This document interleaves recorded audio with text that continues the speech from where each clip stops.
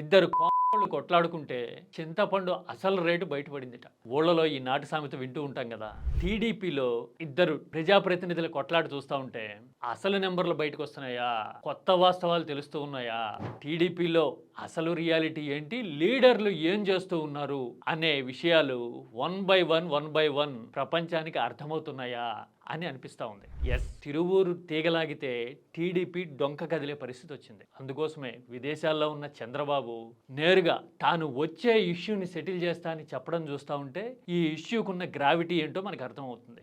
ఎందుకంటే ఇది ఒక ఎమ్మెల్యే ఎంపీ మధ్య నడుస్తున్న పంచాయతీ కాదు. ప్రతి జిల్లాలోనూ ప్రతి ప్రాంతంలోనూ ఇలాంటి ఇష్యూస్ ఉన్నాయి. అవి ఎస్కలేట్ కావడానికి ఇదొక స్టార్టింగ్ పాయింట్ అని అనుకోవచ్చేమో. ఇంతకీ కొలికిపూడి గొడవేంటి, కొలికిపూడికి కౌంటర్ ఇవ్వబోయి ఎంపీ కేసినేని చిన్ని టీడీపీ నాయకత్వాన్ని ఎలాంటి ఇరుకులో పెట్టారు?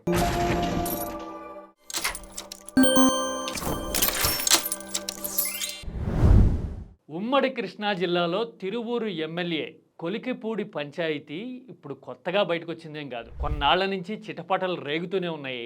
కొన్నిసార్లు సర్ది చెప్పే ప్రయత్నాలు కూడా జరిగినాయి. ఇప్పుడు మాత్రం కార్చిచ్చు అంటుకున్నట్టుగా కనపడుతోంది. అంటే మంటలు భారీగా రేగుతూ ఉన్నాయి. ఏకంగా వాట్సాప్ స్టేటస్ పెట్టడము, టిక్కెట్కి డబ్బులు అడిగారు నేను ఇంత ఇచ్చాను అని చెప్పడం చూస్తూ ఉంటే టీడీపీలో అసలు ఇష్యూస్ ఎలా ఉన్నాయి, ఏ బేసిస్ మీద టికెట్ల కేటాయింపు జరిగింది, గెలిచి అధికారంలోకి వచ్చిన తర్వాత ఇంత మెజారిటీ దక్కిన తర్వాత నాయకులు ఎక్కడెక్కడ ఎవరెవరు ఏమేం చేస్తున్నారు అనే ఇష్యూస్ అన్నీ ఒక్క దెబ్బకి బయటకు వచ్చినాయి.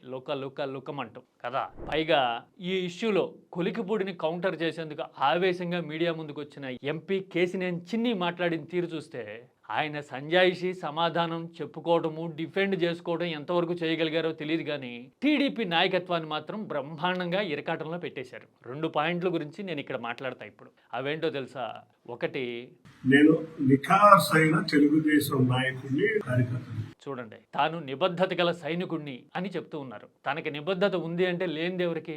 ఇద్దరి మధ్య ఇష్యూ కదా. ఎమ్మెల్యేకి నిబద్ధత లేదు అని చెప్తున్నారా? అంటే నిబద్ధత లేకపోయినా నిబద్ధత ఉందో లేదో తెలుసుకోకుండానే టీడీపీ టికెట్ ఇచ్చేసిందా? ఒక రాజకీయ ప్రాపగాండా చేసి ఆ ప్రాపగాండాలో భాగమైన వాళ్ళందరినీ అకామిడేట్ చేసేసేందుకు టికెట్లు ఇవ్వడమో పదవులు ఇవ్వడమో చేసేసి కలిసి వచ్చే కాలంలో అధికారంలోకి వచ్చి చలాయించేస్తున్నారు అని చెప్పదలుచుకున్నారా చిన్ని?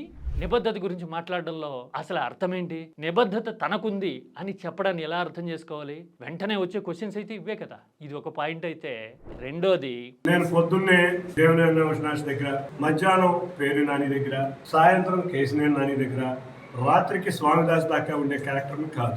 నానీల పేర్లు చెప్తూ ఒక చిట్టానే చదివారు చిన్ని. వీళ్ళందరితోనూ ఒక ఎమ్మెల్యే సమావేశం అవుతూ ఉన్నారు అని ఆరోపిస్తున్నారు కదా ఎంపీ. మరి ఎంపీగా ఆయన ఏం చేస్తున్నట్టు ఇంతకాలం? జిల్లా ఇన్ఛార్జి మంత్రి ఏం చేస్తున్నట్టు? పార్టీ నాయకత్వం ఏమాత్రం దృష్టి సారించినట్టు? అసలు పార్టీకి ఎమ్మెల్యేల మీద ఏమాత్రం కంట్రోల్ ఉన్నట్టు?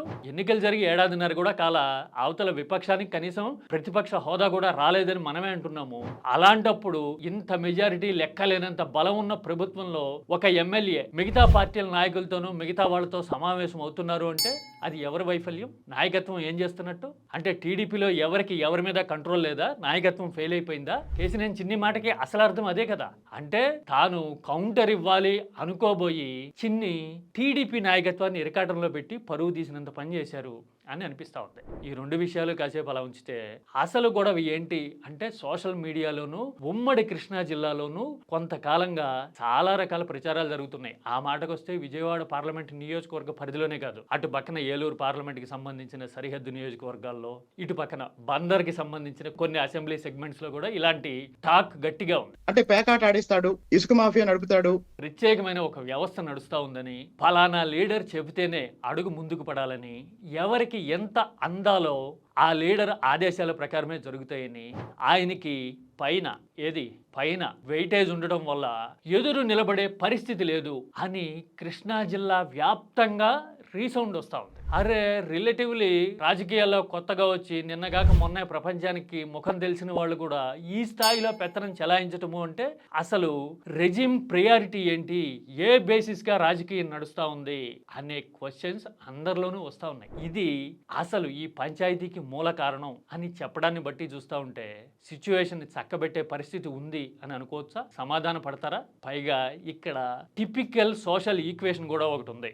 ఎంపీ మనకి సన్నిహితుడనో ఇంకోటనో ఆయన ద్వారానే ఎక్కువ పనులు అవుతాయి అనుకొని టీడీపీ నాయకత్వం గనక ఎంపీ వైపు మొగ్గితే గనక సామాజికంగా అది ఊహించనంత ప్రభావాన్ని చూపించే అవకాశం ఉంటుంది. ఎందుకంటే కొలికిపూడి దళిత నాయకుడిగా ఉన్నారు, పైగా ఓకల్గా మీడియా ముందుకు వెళ్ళడం అనేది ఆయనకి వెన్నతో పెట్టిన విద్య అని మనకి ఆల్రెడీ తెలుసు. మరి ఇలాంటి పరిస్థితుల్లో టీడీపీ నాయకత్వం ముందున్న సిచ్యువేషన్ చూస్తుంటే ఒక్కటే అనిపిస్తోంది, ముళ్ళకంప మీద పడిన కండువా గుర్తొస్తూ ఉంది. కండువా కనుక ముళ్ళకంప మీదే ఉంచేసామనుకోండి, కండువా అక్కడ పడినా పట్టించుకోవట్లా అనే పేరు వచ్చేస్తుంది. ఒకవేళ తీయాలనుకున్నాం అనుకోండి, ఆ ముళ్ళు ఆల్రెడీ దిగాయి కాబట్టి కండువా చిరుగుతుంది. ఇది అసలు పంచాయతీ ఇక్కడ. మరి ఇలాంటప్పుడు కండువా చిరగకుండా ముళ్ళు విరగకుండా చంద్రబాబు తీయగలరా కండువాని? సాధ్యమేనా? సాధ్యమయ్యే పరిస్థితే ఉంటే గనక అసలు టీడీపీలో ఇలాంటి చర్చలు జరిగేనా, మీడియా ముందుకు వచ్చేనా? రాష్ట్ర వ్యాప్తంగా ఉన్న సిచ్యువేషన్కి సింబాలిజంగా కనిపిస్తున్న Tiruvuru MLA versus Vijayawada MP గొడవలో ఏం జరుగుతుందో చూద్దాం. లేదంటే చంద్రబాబు విభేదాలు సమసిపోయాయి అని మీడియా ముందు ప్రకటించేసి ప్యాచప్ అయిపోయింది అనే మీడియా అంతా ప్రచారాన్ని చేస్తే గనక అది ఆయింట్మెంట్ రాసినట్టే, అసలు గాయం అడుగునే ఉన్నట్టే. We have to wait and watch.